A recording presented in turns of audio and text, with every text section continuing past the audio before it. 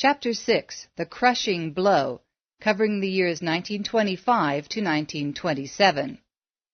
Growing up next to a moonshine operation distorted William Branham's view of the opposite sex. Many times he watched married women slip into the shed after dark to carouse all night with men who were not their husbands. By morning, these women would often be so drunk that the men would give them coffee and walk them in circles, trying to sober them up enough so that they could stagger home to cook breakfast for their families. Such behavior disgusted Billy. He thought, if that's the way they are, I wouldn't have one of the varmints if they lawed me to one. As a result of this negative exposure, Billy grew up to hate any social event that might bring him in contact with girls. Whether it was a birthday party or a barn dance, Billy went to great lengths to avoid it. At the first hint of festive preparations, he would note the time and place and make sure he was busy somewhere else at the appointed hour. Occasionally his mother and father invited the neighbors over for a rousing shindig. On those nights Billy would take his lantern and his dog and plunge into the backwoods, hunting raccoons and opossums for half the night. When he would finally come home, if the musicians were still sawing away on their fiddles, Billy would climb to the top of the woodshed and sleep until daylight. Quitting school did not solve any of Billy's problems, it only rearranged them. He still had to struggle with constant rejection. Most of the local boys didn't like him because he wouldn't smoke or drink, and the girls didn't like him because he wouldn't go to dances and parties. No one understood him. What was worse, Billy didn't understand himself. Even though he liked people and longed to be accepted by them, he couldn't bring himself to act like the other boys his age. He thought, well, if I have to be an outcast, then I'll be a trapper. When I get to be of age and can get enough money somewhere to help take care of my mother, I'll go to Colorado or Washington State, or maybe up into British Columbia, and I'll be a trapper. I'll take my rifle and traps and get me a bunch of dogs, and I'll live there until I die, and I'll never get married. Billy always considered his mother whenever he made long-range plans. It distressed him that she suffered so many hardships because of his father's low life. By the time she was 30, she was the mother of 8 boys, the oldest being 15. There was never enough money, never enough clothes, and often there was not enough food.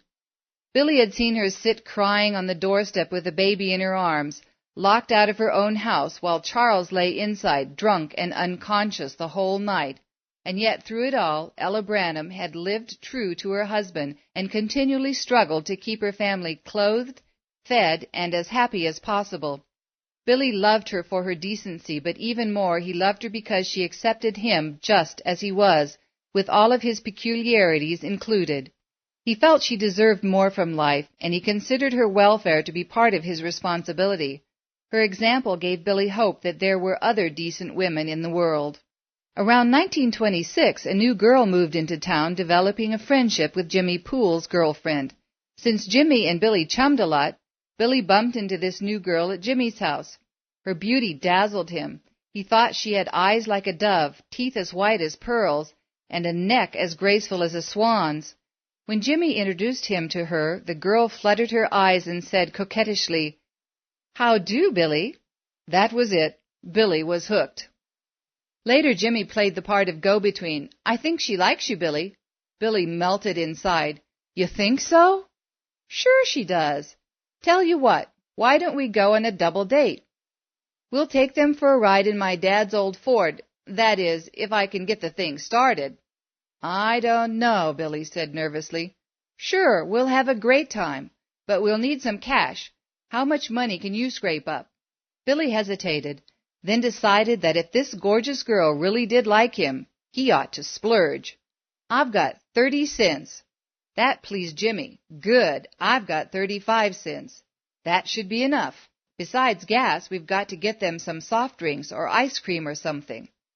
Billy had an idea that might throw him into better light with this girl. "Tell you what, Jimmy, why don't you do the drivin' and I'll do the buyin'?"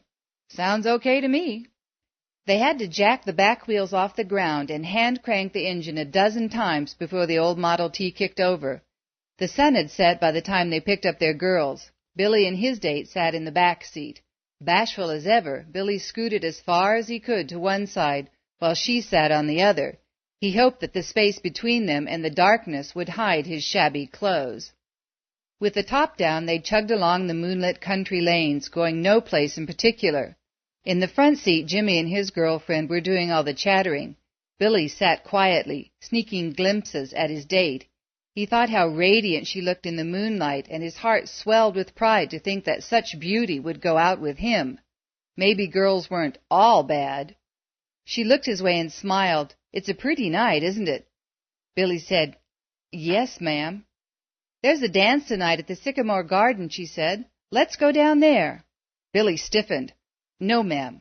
I don't think I want to. I don't dance." They wandered around the countryside for a while longer until they came to a roadside grocery store. Billy and Jimmy had it all planned out what they were going to do. Billy cleared his throat. "Jimmy, I'm kind of thirsty. Don't you think we ought to stop?" "Good idea, Billy." Jimmy stepped out front and then said, "I'll go in and get us something to eat and drink." This, too, was staged, because Jimmy didn't even have a penny in his possession. They'd spent 25 cents on 2 gallons of gas, leaving 40 cents, which Billy had nestled in his pocket. Billy said, "Never mind, Jimmy, I'll go get it." The sandwiches cost a nickel apiece, 4 big ham sandwiches smothered with onions. Billy had just enough money left to buy 4 Cokes. They ate in the car, enjoying the sound of the crickets and the cool night air. Billy was feeling good. This girl actually liked him. Tonight he was part of the gang, a real somebody. They finished their Cokes, and Billy took the glass bottles inside the grocery to get his deposit refunded. When he came back, the 3 of them were sitting in the car smoking. Billy could scarcely believe his eyes. His date, that pretty little girl, smoking a cigarette. She tilted her head back, blowing smoke out through her nose. Billy sickened. He climbed in the back seat and plopped down heavily. His girl asked, "Do you want a cigarette, Billy?" "No, ma'am," he said sullenly. "I don't smoke." She looked peeved. "Billy Branham, what is the matter with you? First you tell me you don't dance. Now you tell me you don't smoke. What do you like to do?" "I like to hunt and fish." "How dull." She drew up her upper lip in disgust. "Here, Billy, smoke this cigarette and liven up your life." "No, ma'am, I don't believe I want to do it." "You mean to tell me we girls have got more nerve than you do?" she sneered. "Why, you big sissy." Sissy! That horrible word hurt worse than if a beaver trap had snapped shut on his ankle. Sissy! Pain seared through his heart. Sissy! Not him. He was Big Bad Bill, the hunter, the trapper, the fighter. Sissy! He would show her. "Hand me a cigarette," he ordered. Smugly she tapped one from the pack and handed it over. Billy said, "Give me a match." "Now that's more like a man," she said, and handed him a match. Billy struck the match and lifted both match and cigarette towards his mouth at the same time, one in each hand. But before the cigarette touched his lips, he heard a noise. It sounded like leaves swirling in the wind. He lowered the cigarette and listened intently. He couldn't hear it any more. He thought, "Aw, that's just my imagination." His girl asked, "What's the matter, Billy?" He shook his head. "Nothing. I'm just trying to light it." Again he raised the cigarette towards his mouth. Again he heard that sound, louder this time. A low, steady wind, rising, growing more forceful until it was roaring in his ears.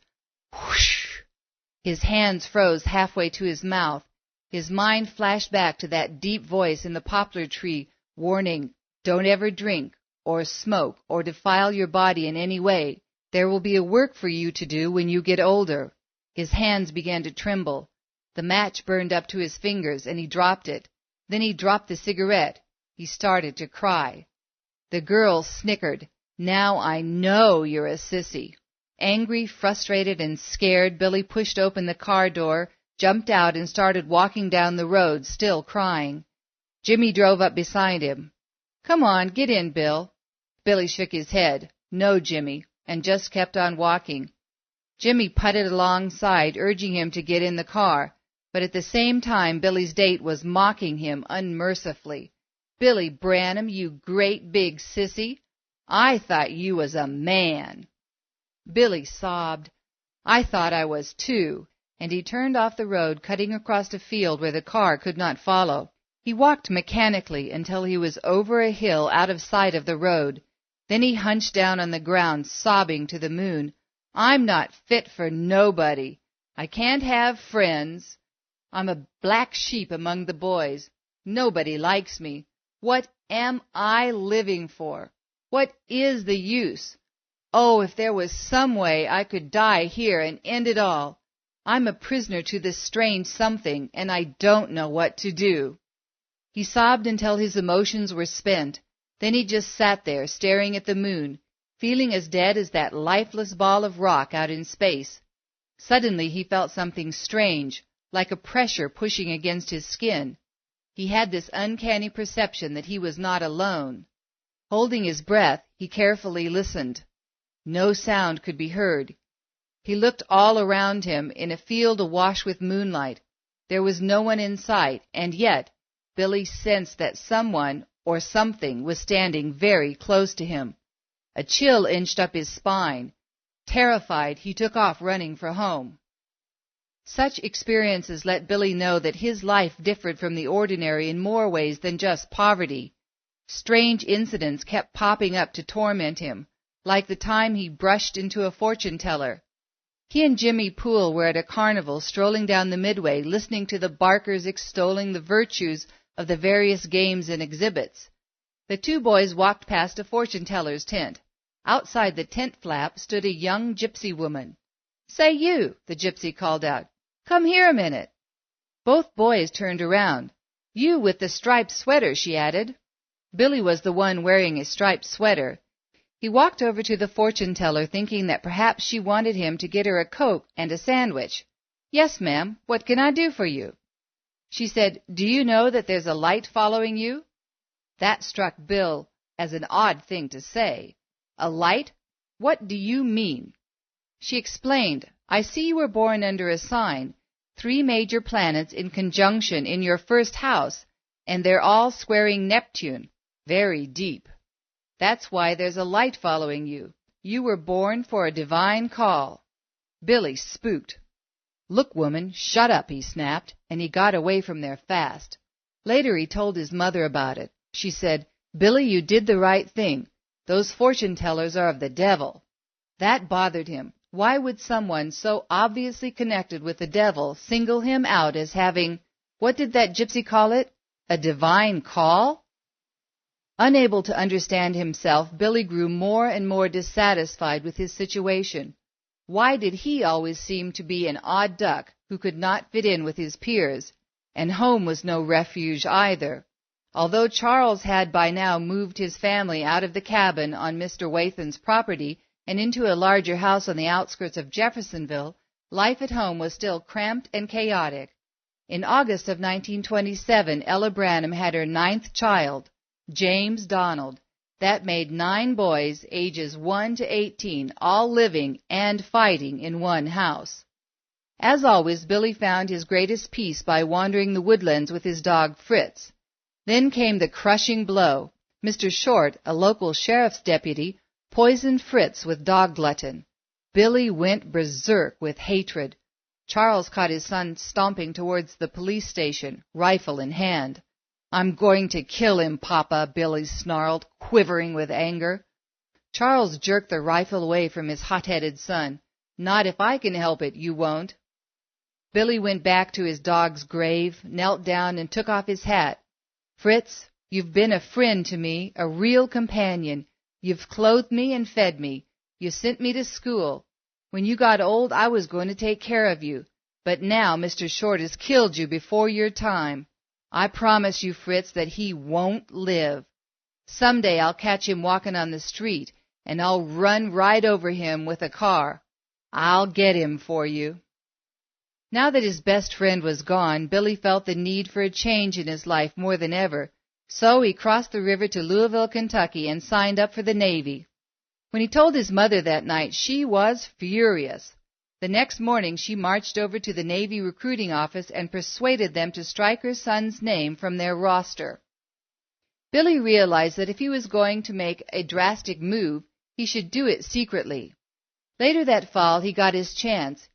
He knew a man named Francisco who was getting ready to drive out west to Phoenix, Arizona.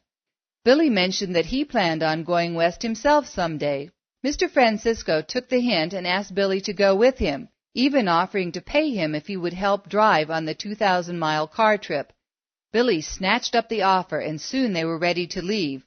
Billy told his mother he was going to camp out for a week or two at Tunnel Mill. That way he could leave town without her trying to talk him out of it. When he got to Arizona, he would write her a letter and explain.